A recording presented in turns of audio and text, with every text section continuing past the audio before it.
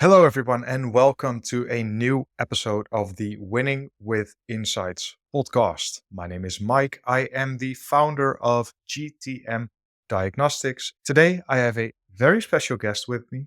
It is Bastien. He is the co founder and CEO of HubLead, a HubSpot and LinkedIn integration tool. Bastien, before we get started with our conversation today, could you please tell the audience a little bit about yourself, your backstory, and what went into you starting with Hub? Yeah. So hi everyone. So as you said, we co-founded HubLead. We started like one year and a half ago, but really went full time 1 year ago. And before that, I was working for different companies. Always the guy who is providing lists to target lists for the salespeople. So kind of the marketing guy, but a bit techy and reaching a lot of companies with the right contact, decision makers, phone numbers, emails, and so on, everything you think about that. I was doing that. And so just before HubLead, was working like 3 years inside the company. And my job was really to work with sales, provide them the best information and so on. And when we tried to go up markets, uh, we got more and more decision makers, more and more channels to communicate with our decision makers. So of course you have the emails, calls, but you have also LinkedIn. You can chat with the champions inside the company, the actual users inside the company, not only the guy who is holding the card. And I think we didn't have this kind of software to manage markets inside LinkedIn. So I tried to check what kind of software there was on the market. And I was the HubSpot guy inside the company. So I wanted something really connected to HubSpot. So at the end, I discussed with my co-founders 2 years ago, and I said, guys, okay, there is some solutions, but these solutions are only for the contact enrichment. The integration with HubSpot is not that great. We need also to track the sales activities inside LinkedIn to better understand what's the ROI when you're prospecting on LinkedIn. And we need something handy for the sales. No setups, just one click, one button, you import, you track your activities, very simple. And that's how we came up with HubLead. We said, okay, let's do a plugin, a Chrome extension that help people to grab some data from LinkedIn to HubSpot. Very simple. You have all the features you need, contact enrichment, importing contact, conversation, and so on. But we do only on HubSpot. And we try to have your HubSpot personalized with your LinkedIn data inside. So you can see if you're connected with someone, if you sent an invitation, for example, you can check your inbox inside, LinkedIn message inside the contact record. So yeah, that was really the beginning and how we built HubLead. And this is our target. Well, that's cool. So it's really started with your own issues. Hey, there's this blind spot that we have, and that's basically seeing what we do on LinkedIn in the place that we use to track basically everything, which is HubSpot in your case. And then you went to look for a solution. What you actually wanted wasn't really there, so you just started building this for yourself. And then, there was sorry, let's go short. No. I was just curious, because you were a sample size of one, basically, like just your own company. Normally, when you try to build a business around this, you might want to also talk to similar people in similar situations that hopefully experience the same problem. So I was just wondering if you did something like this and how these conversations went. Sure. So just before trying to do HubLead, we tried also several ideas and businesses. And what was really incredible with HubLead and with business, that it was for salespeople, and it also really important for head of sales and marketing guys, because this is a tool for marketing to get some reports, feedback from the sales team, and so on. So I was the user. I was the customer of my tool. And since I was in marketing and growth for 5 years, I knew a lot of people. So when I asked them all along my professional life, I knew what kind of tools they were using, what kind of pain points they were getting, of course. And one Mhm. pain point that struggled me, it was really hard. It was like this sales and marketing alignments. So you have plenty of solutions. You have plenty of sub problems inside this problem. But one was really like, okay, we are the marketing team. We are providing leads to sales. Salespeople do not sometimes call everyone, do not email everyone. They say leads are shitty, things like that. But we don't understand because we don't speak the same language. We're trying to so marketing team is trying to get the reports, data. Salespeople is more into conversation, relationship, and so on, So you have this misalignment and everyone is trying to understand and provide his own solution. And so sometimes, like, for example, I thought it was only me because sometimes I'm just saying to myself, like, maybe you're doing something wrong or something like that. But when I spoke with a lot of marketing guys and salespeople, everyone was speaking the same.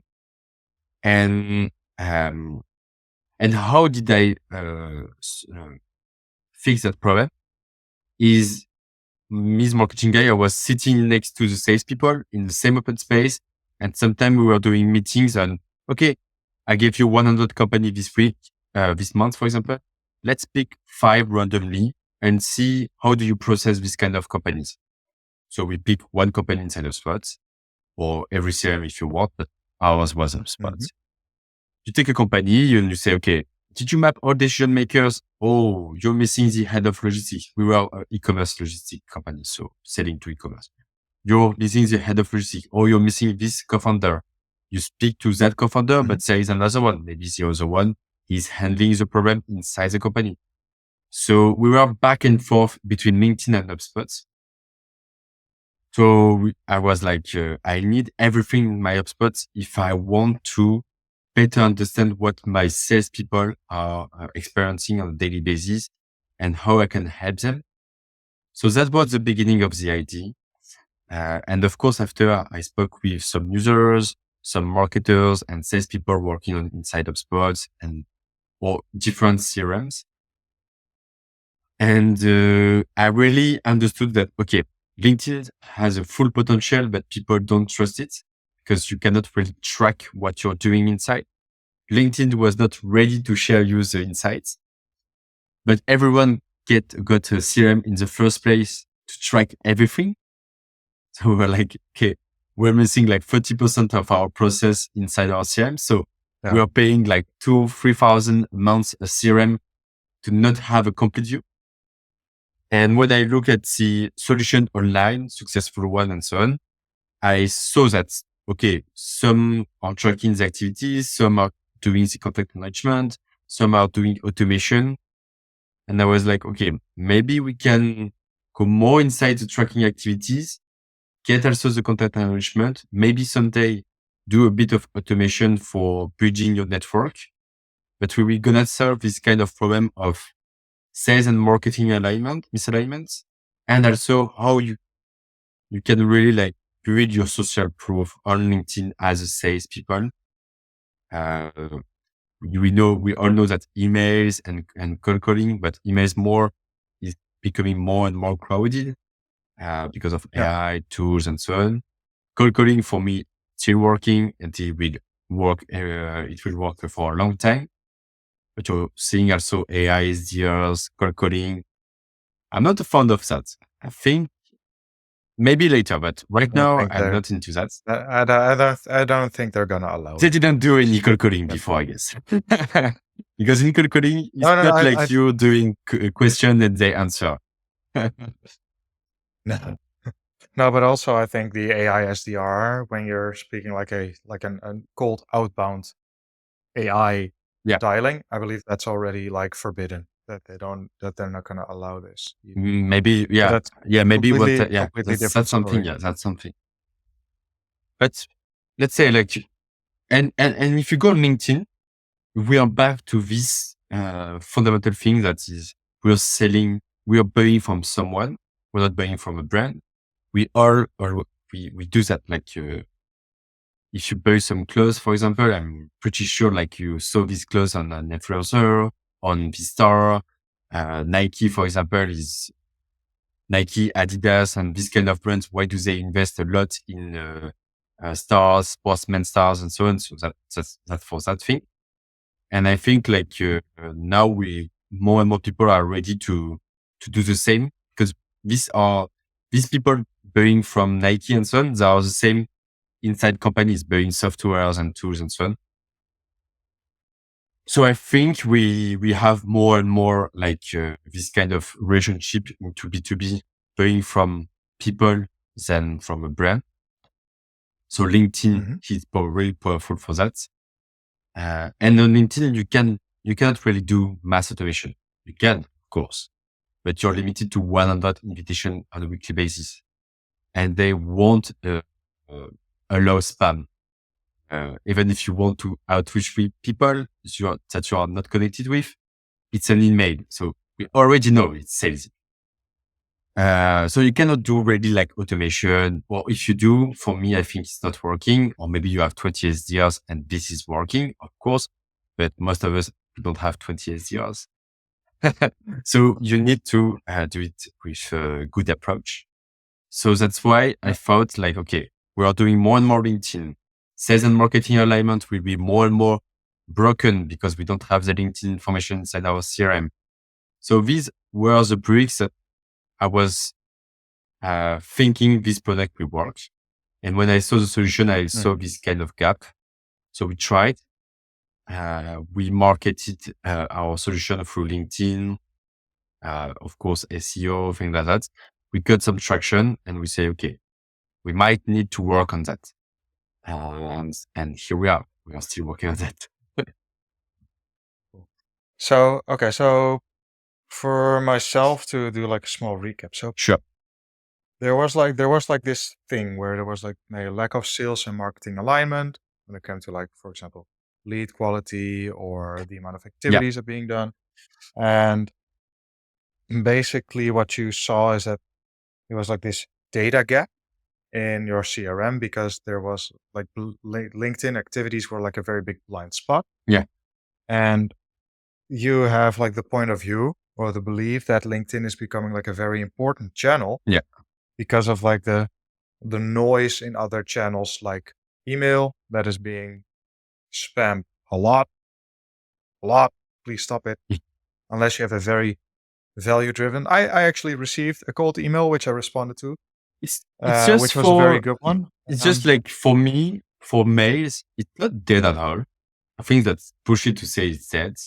It's just the average. You have to be better than the average, and the average, like, it's more difficult than before, because before it was just finding an email and outreach the right decision maker.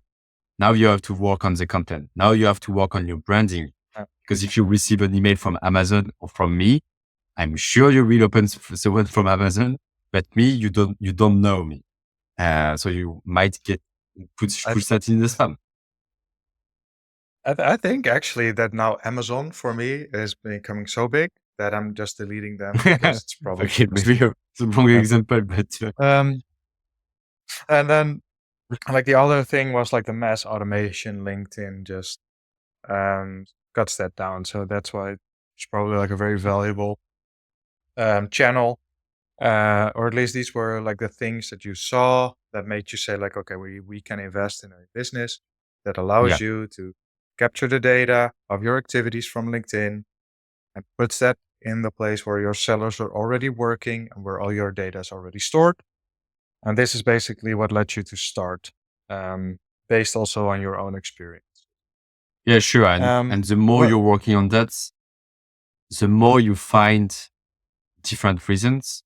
Like, for example, now in HubSpot, you can really personalize your CRM with external data. So the more you work on it, the more you get reasons along the way. But really at the beginning, it was like these three things that told me like, okay, there is an opportunity for a business. Let's try it. But when you start with the first, even the first lead, it's not very clear. Like it's once you really worked on the project, so people that you're connecting the dots that at this moment, always easier to tell the story after you did it. Yeah, of course it is. Like we all start with an assumption. Yeah. Like we have a belief that this idea that we have is going to fix a problem, and this is a problem that is worth solving.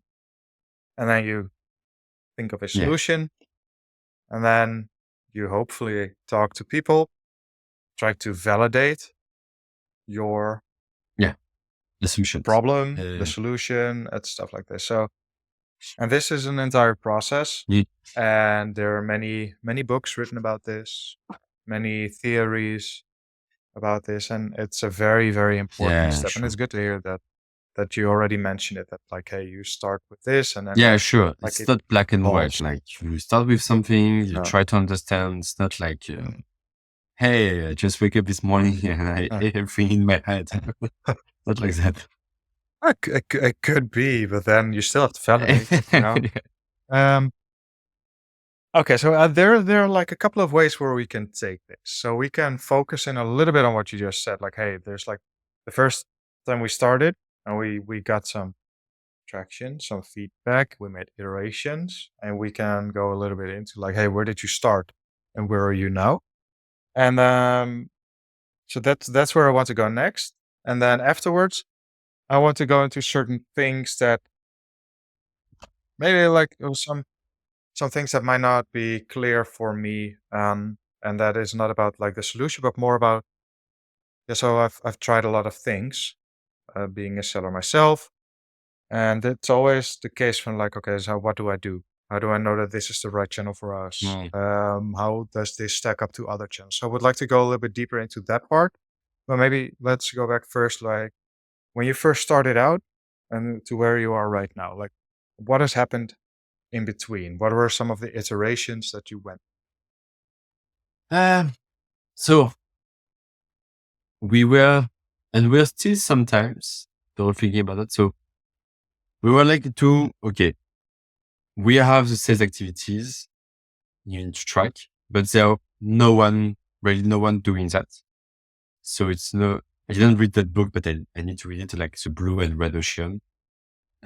So you have like an ocean where I think it's blue. Yeah, You have no competitors, but you're not really sure if it will work. And you have all the contact and enrichment market. I guess it's red because I guess blood. it is. It's a very red market. Yeah, like So a lot of sharks. A lot of sharks. Yeah. yeah. So so we are every time not really sure about where to go, but we are trying to go. It's like you're doing both. So how do we do both? So for the first time, when we launch our product, we were on the features: inbound contacts, conversation, contact enrichment, activities. After we added like the email and phone numbers enrichment, a lot of customers were asking that for us. So this one was more contact enrichment. And a lot of people ask us to do a bulk enrichment. I want to export sales navigator leads as bulk. And we were like, there are a ton of tools doing that. And this one is still contact enrichment, but no one asks us to import LinkedIn activities as a timeline event so you can leverage to some report and so on. And we were like, okay, let's try that. It was our belief. We met some 1 or 2 or 3 users wanting to do that too. So we were like, okay, there is someone we spoke about. They are okay. We did a POC, we tried, and we had a lot of people like, yeah, that's what we want to do. We want to have the report and so on. People were still complaining about the sync conversation, LinkedIn sales nav list to HubSpot. So we will finally do that in coming months. But you see, my user was really the noise was like brutal for the contact management and syncing because they already know this pain. They saw the solution. Mhm. They know that they have this pain. They know that you can work on that solution. But the other one, they didn't really know the pain. They didn't really know, they felt the pain, but they didn't really know how to solve it and so on. So it's really like you're trying to do both. You're trying to be like others. You're trying to have features that is specialized for you that no one has. And you're trying to guess the market to understand, okay, what the market is wanting. And sometimes and often markets want something you maybe didn't want at the beginning, but the market wins.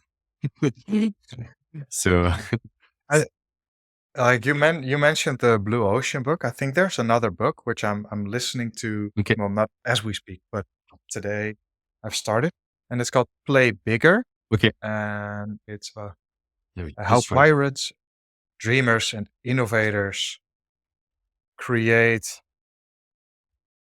and dominate Okay. markets. Um, yeah, it's basically about category creation and becoming Mm, category king. Um, it's quite in line with like the blue ocean. yeah. Basic, and it's about like becoming almost like a category of one. So there's like a niche Yeah. or niche, like that depends a little bit on where you're from, and you want to basically own the niche. Yeah. Yeah. Sure. And like you said, like there's a lot of enrichment because that's what people know. They're familiar with this. But then within that giant market of enrichment, there might be something a little bit on the outsides, on the outskirts, with a small overlap to something else. I think that's like the field. As if I'm listening to you, that's kind of like the field that you're playing on. Yeah. Like Sure. yes, Like you, we you, listen to you you. still, yeah, Yes. you still have to get some, you still have to get some features that people like when they see your product, um, they're like, they must to have that. They should have that. So you have to get this kind of feature, but you have also to try other features that is not on the market right now, that is solving a pain you understood for some customers.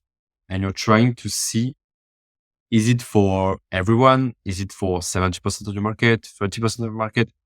But you don't have time to spend like 3 months doing the feature and so on. So you're just trying to do a quick beta, won't work every time.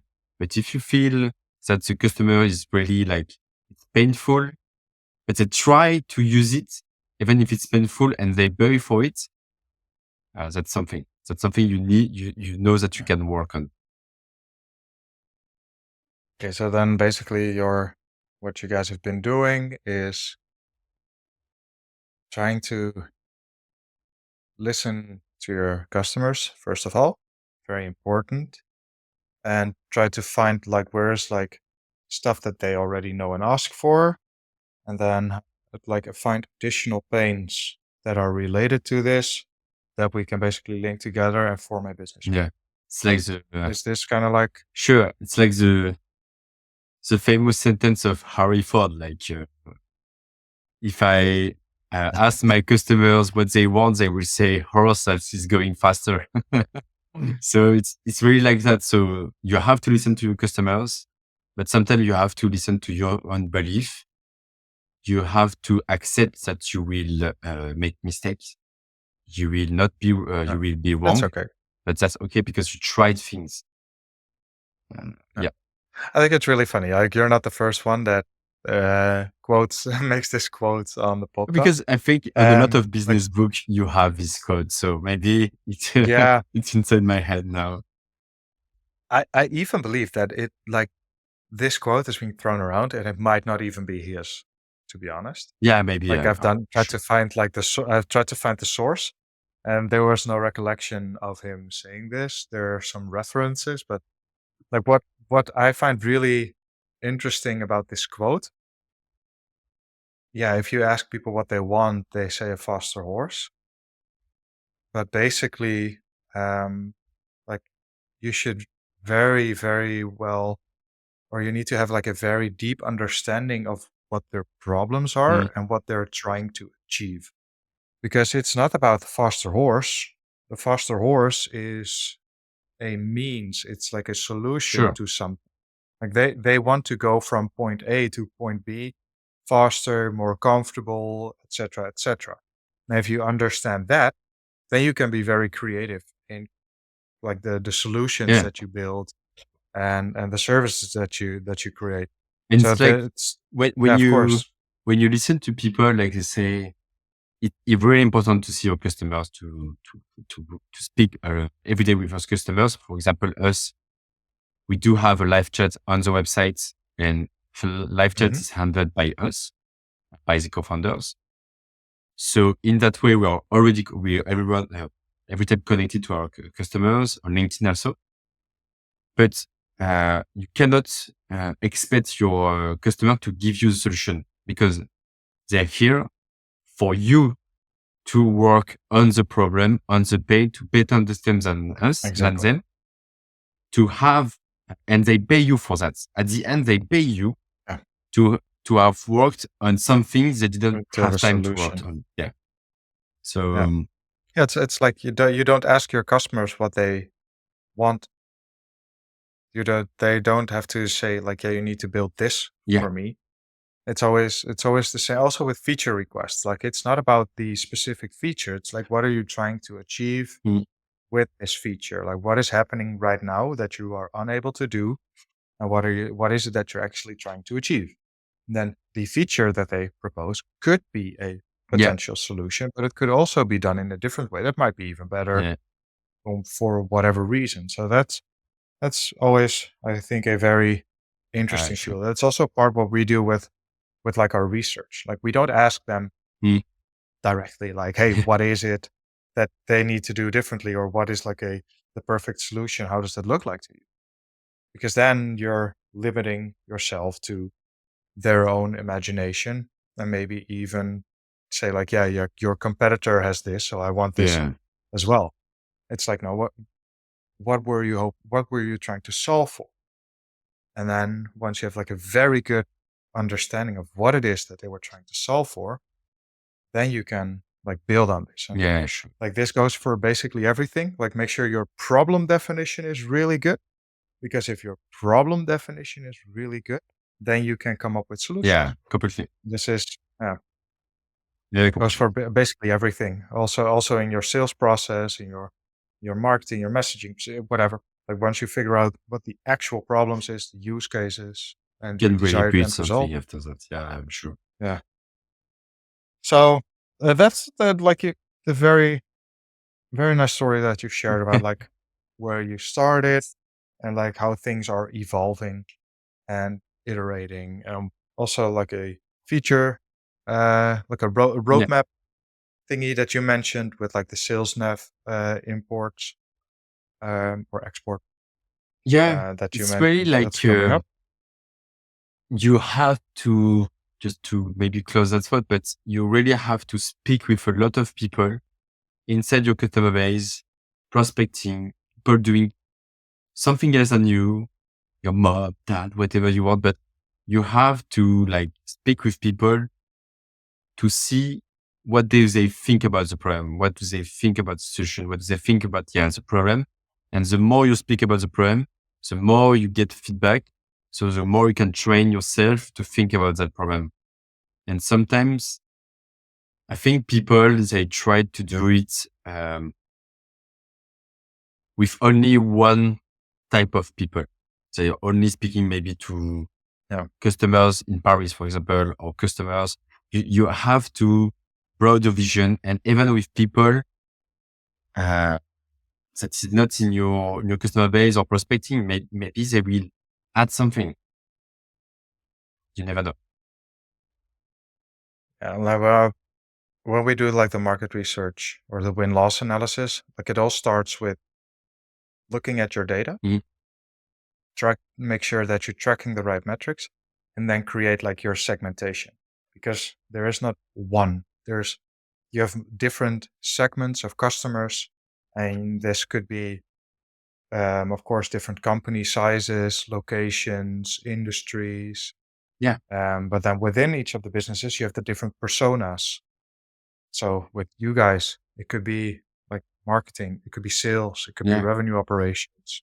It could be basically, well, I think those are the main, the main ones. But then there's like a different level. Like you have the people that buy it, the people that use it, and then the people that measure it, basically. Yeah. So there's like the different use cases for the different personas, and then like you can even build segmentations around this as well. So there's a lot of things that you can look for, and you want to basically understand each of the functions and the roles that you serve. Yes, So that's a key. if we now look a little bit more towards like what it is that you guys are actually helping with. And there's like one condition for HubLead to be successful, and that's basically that you use LinkedIn as like an outreach platform, because else Yeah. you will not buy. Sorry, I don't So have other things right now to send. yeah, no, but that's good. I'm kidding. Like there's a very, very clear and distinctive use case, and that's or like reason for using HubLead. And that's when you do LinkedIn outreach. Like there are reasons you might want to look into HubLead. And there can be like many reasons for people not to look into LinkedIn. And what I always find is that we say like, hey, cold email is dead, or cold calling is dead, or LinkedIn is dead, or social selling is dead, or I don't know. Like there's always something that is dead, and always Ever is something dead. that is like like you only need to do this, or this is the only way Yeah. forward, or whatever. I find that every now and then hard to believe, but I'm curious, like what is your view on this? So,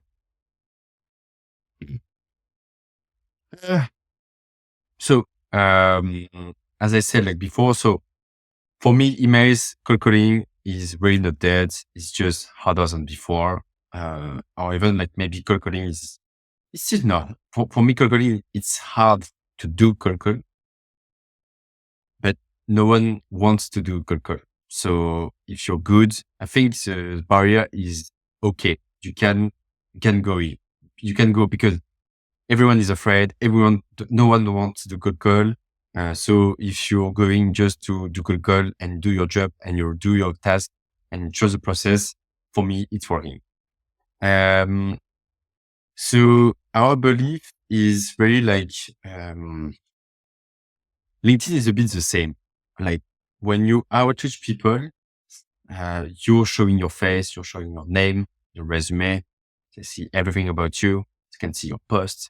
So whenever you want to post on LinkedIn, you're afraid because you're like, hey, what people will think about me or things like that. And that's totally normal. I was like really like that until like 3 or 4 months ago.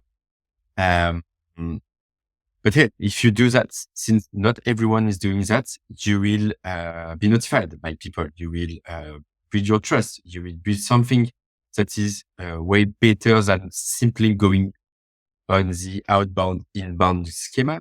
Like I'm doing outbound and we don't care about inbound. I'm doing on inbound and I don't care about outbound. Here in LinkedIn, you have this kind of outbound thing, whatever you want. You can outreach people without any context.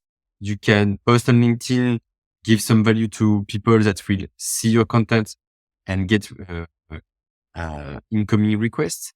Or you can post and outreach people and you will increase your conversion rate because people will say, I already saw him.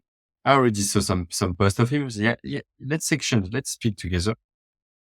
So for me, LinkedIn is really like a better channel if you're selling to people that is actually hanging inside LinkedIn. But of course, you have to match the channel with your target. So for example, if I sell to e-commerce website, I want to be also on Instagrams and TikTok because I know that founders, marketing people working inside e-commerce, they should go on these platforms to see what other e-commerce are doing, what trends is trending right now. So you have to be on the channels where your target are. And if your target is on LinkedIn, of course, you have to be on that. Uh, and like I was speaking also with another, someone like with an actual client, and he told me like, for me, LinkedIn is better than emails because when you send an email, you might disturb someone that is currently doing something for their work. But most of the time when you outreach someone on LinkedIn, they might not working. They might just slacking, looking at videos or posts. They are maybe more open. That's a belief. We don't know from an Mhm. area perspective, but I like it, like the idea. It's not black and white, of course, but I like the idea. So yeah, I think you can really structure and build your brand that will benefit for your outbound, benefit to your inbound, and LinkedIn is really the key. You can really have longer discussion with people through posts, interactions, whatever you want, through LinkedIn than emails and cold call or call. Yeah. So when somebody says like, "Hey, that doesn't work for us," then basically you're saying, well, if your target audience or your target personas are on LinkedIn, that's like the first thing. Yeah, Like they need sure. to be on LinkedIn because else it doesn't make sense. But then if they are, which most people are, then because of like certain aspects, it has like the social brand building component. It has the mindset component of the people that are on LinkedIn. It's an assumption, but we like the assumption. Yeah, And then there's like this inbound, outbound thing that happens once you connect with somebody because they see certain things that you post. They already kind of like know you. Once they look at your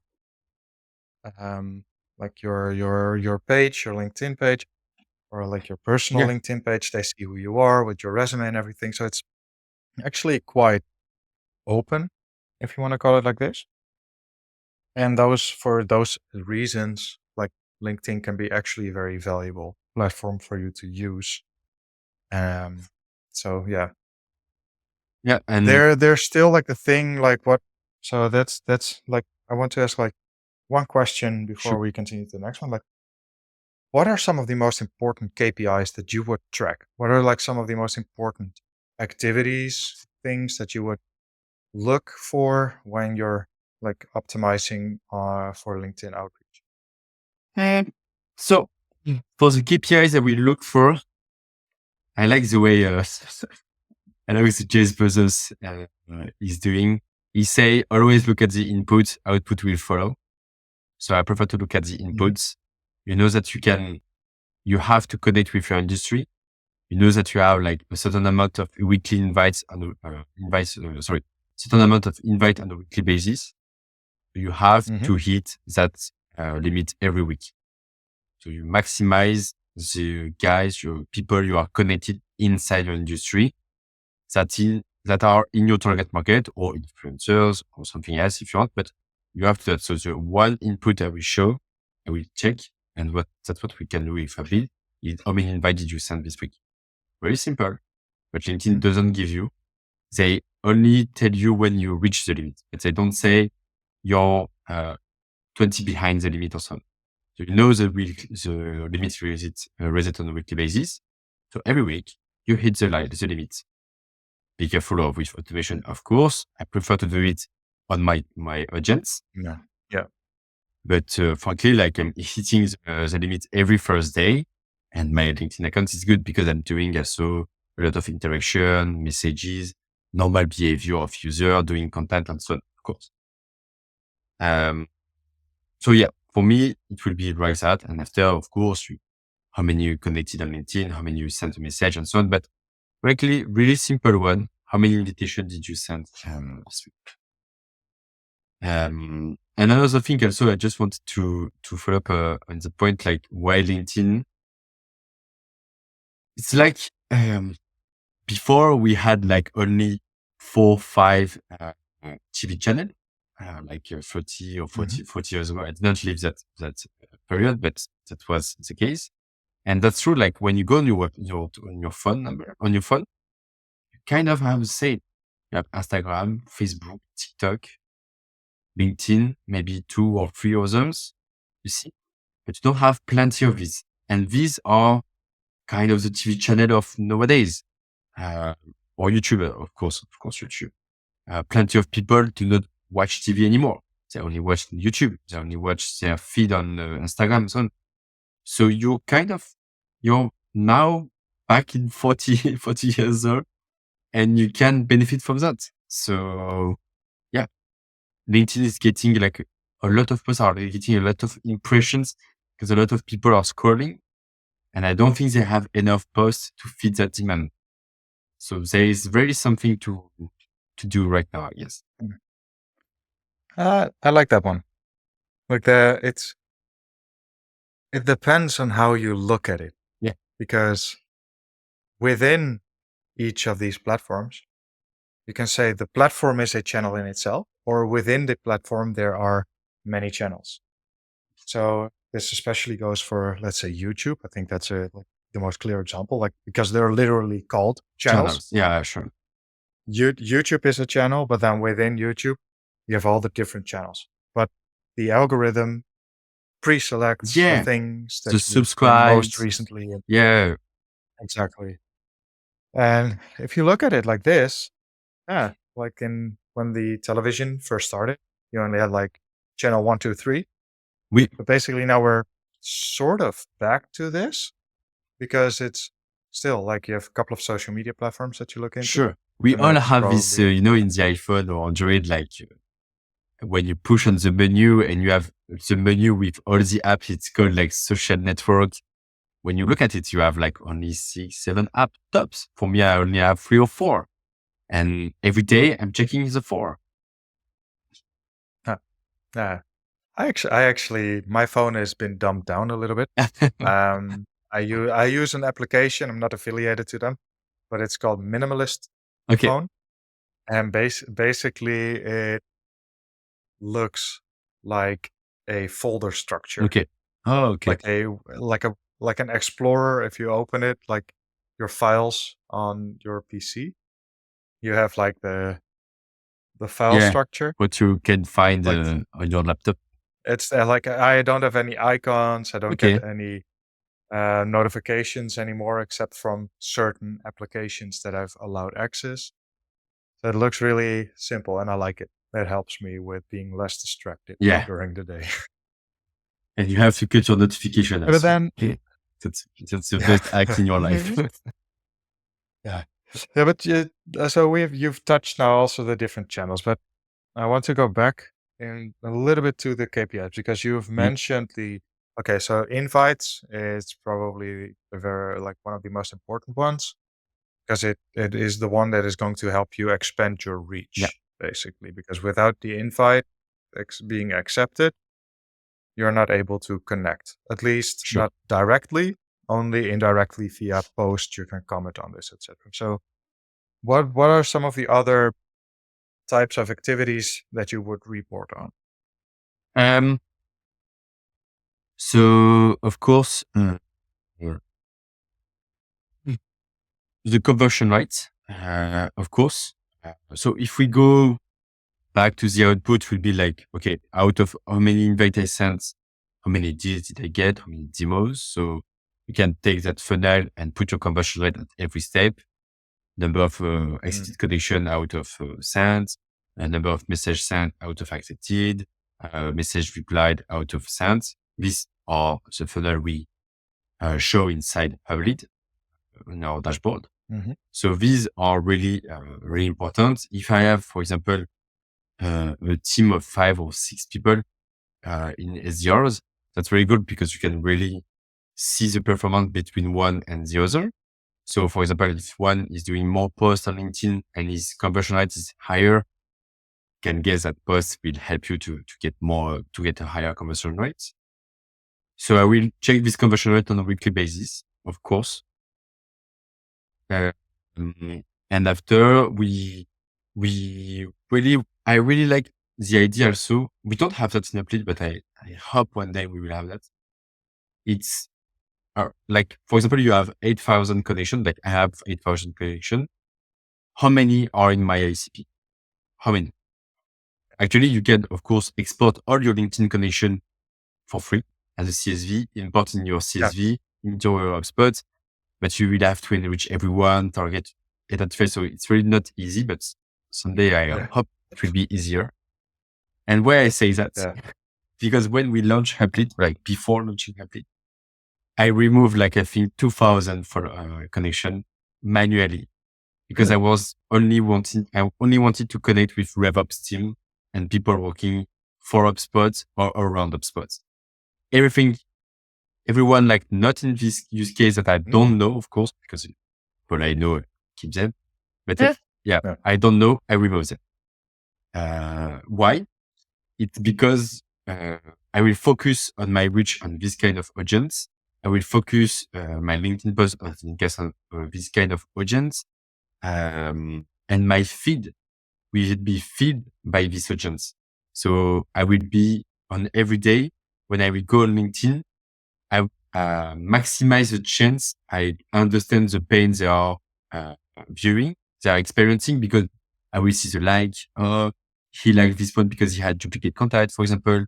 So you maximize the chance of your feed to show you the pains and what's happening in your industry. So this would be the KPI, wonderful KPI I wanted to have. Yeah, so it's like the invites, messages, replies. You also Connection. then, of course, like you have the conversion, the conversion rates.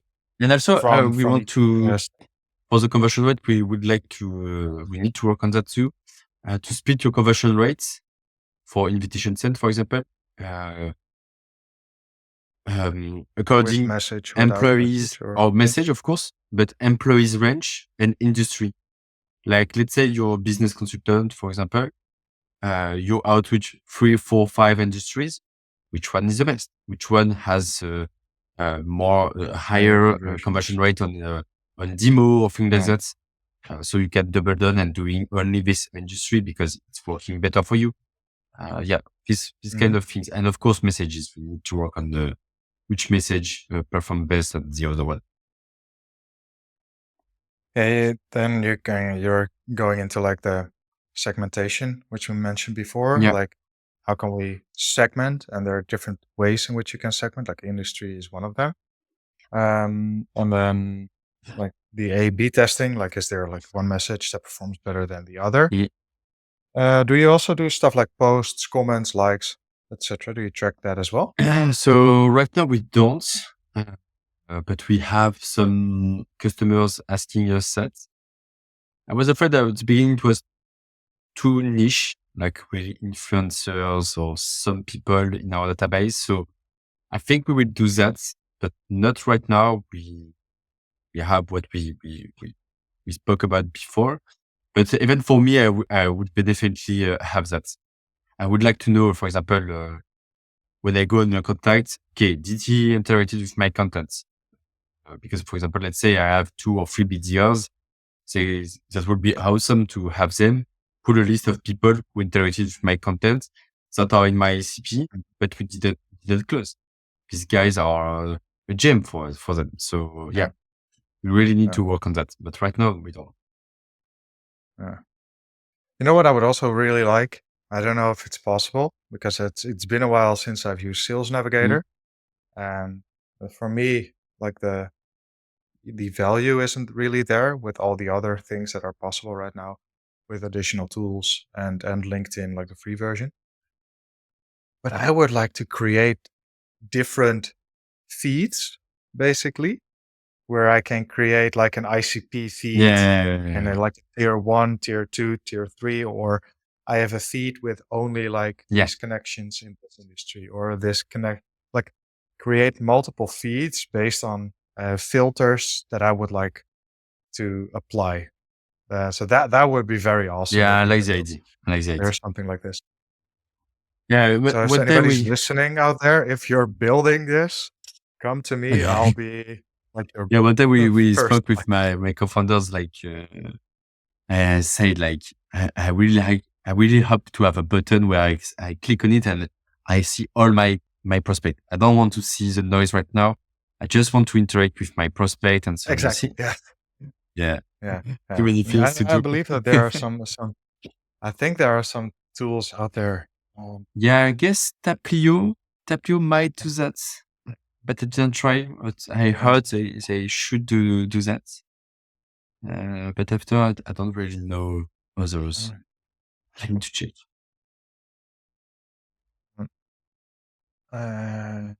No. Oh, no, this is not the one.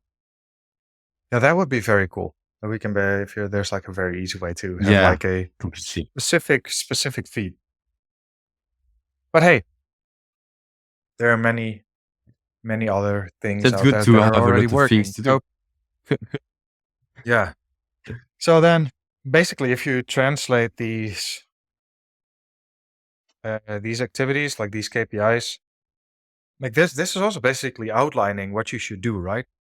So if people were to say like, hey, like I don't know what to do on LinkedIn for prospecting, well, it's basically like you need to send out invites. You need to be able to, once you've connected with them, send out messages, and hopefully you'll be able to test messages to get a response. The messaging, like I think it's very difficult to give like a one solution fits all, Yeah. but maybe there is something that you know that others might not. And then there's like this thing for like, comment, post to basically build your awareness up. It's like that. Yeah, basically, I guess the connect with your audience, to interact with post of your audience plus post yourself, interact with the guys are commenting on your post, and so on. Like the more you interact, the better it is. And once you have a lot of people accepted your connection requests, now you can reach them. Try to reach them patiently with a good message. Tailor it. Of course, you cannot blast like 1,000 message in 1 month. So you have to do 5 by 5, for example. It's manual. It takes time.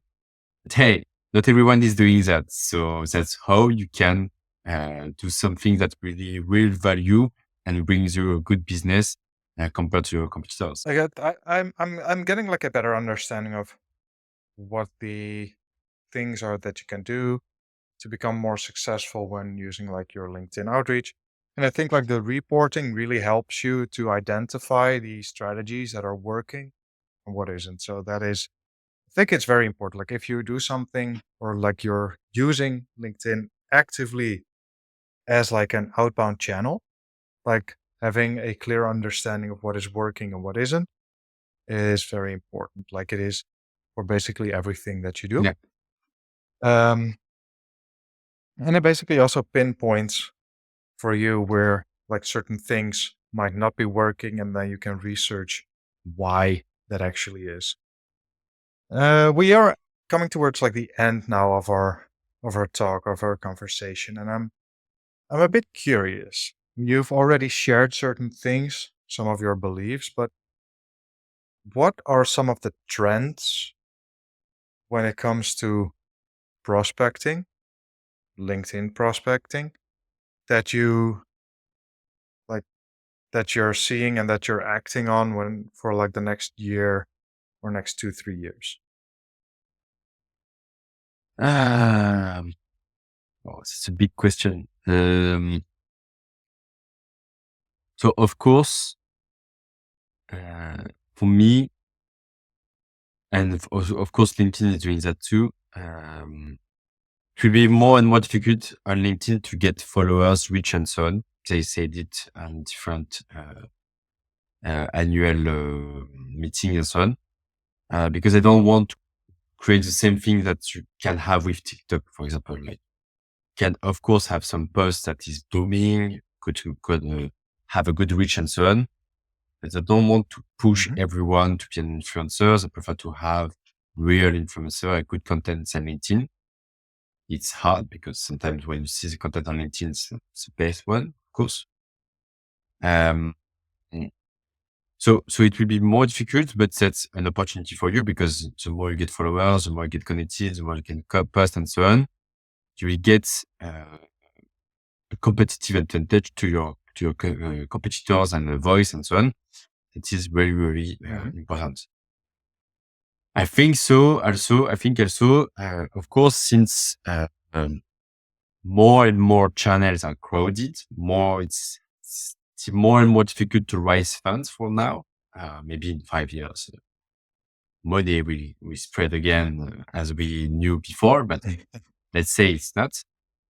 You cannot spread like your ads, Google ads, Facebook ads, and so on. It's becoming very expensive because there are more and more SaaS, more crowded, and so on. So you have to find other solutions.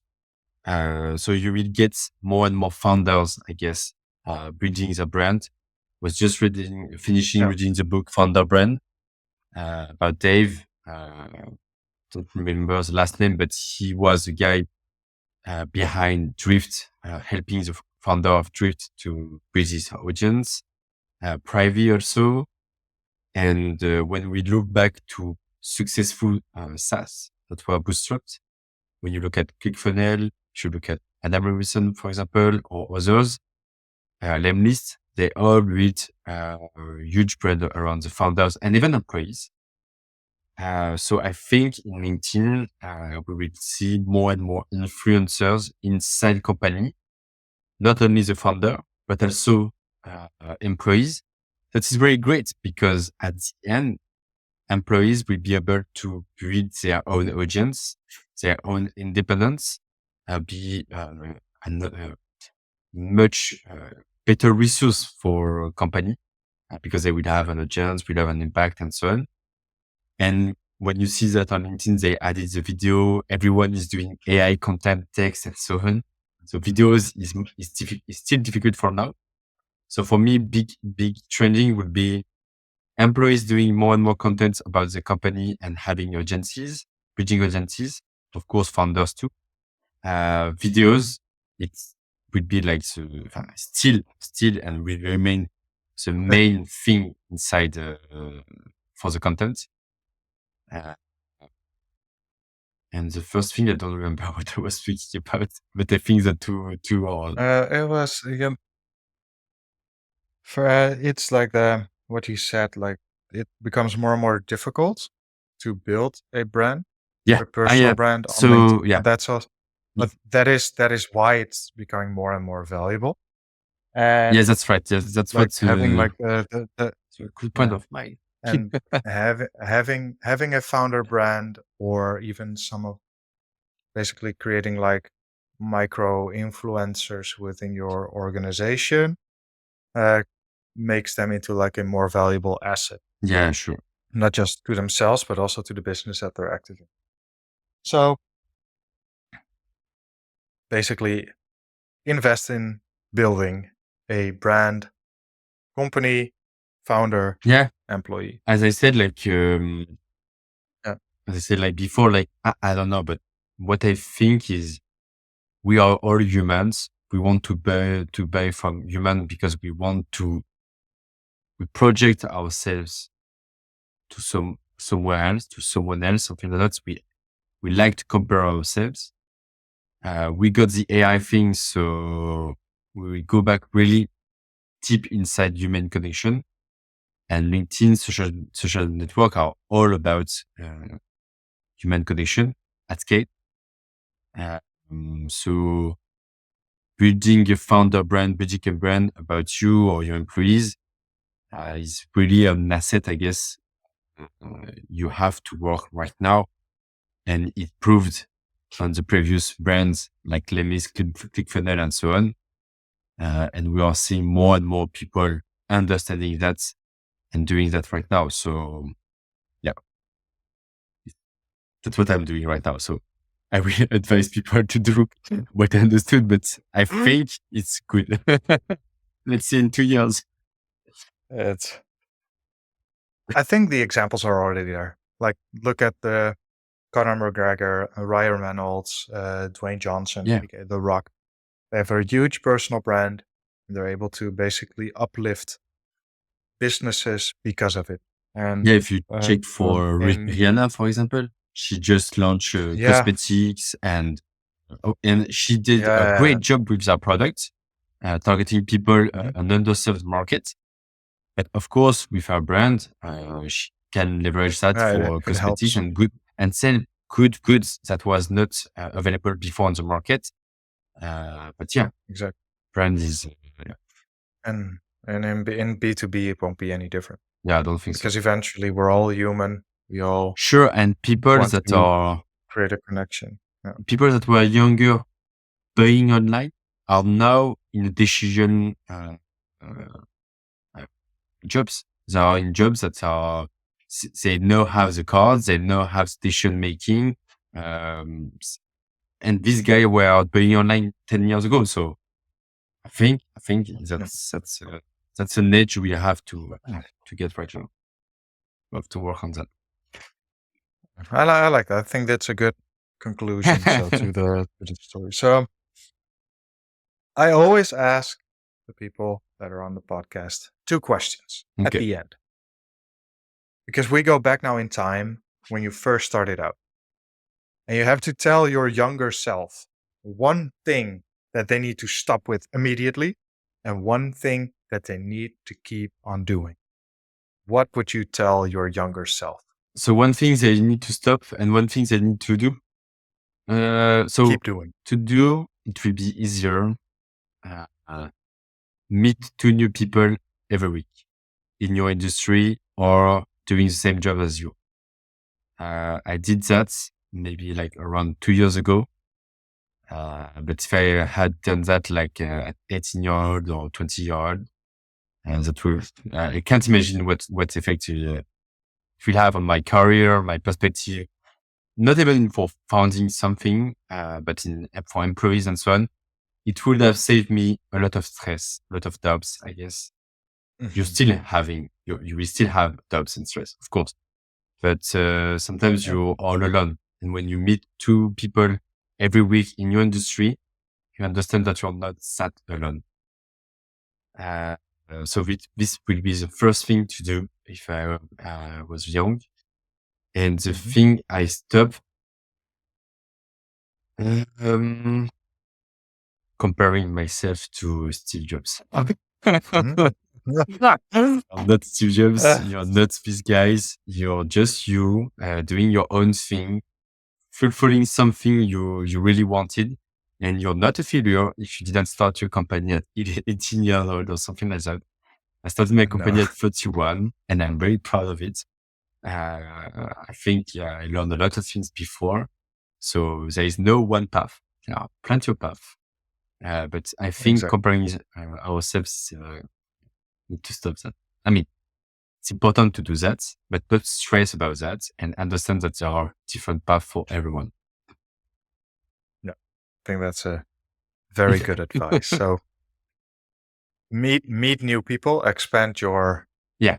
network, Yeah. Your to understand vision, that you're not your alone, cultures, your way. vision, Yeah. Sure. exactly. And then don't compare yourself to others because you are on your own path. You're not on their journey. Yeah. Yeah. Sure. I like that one.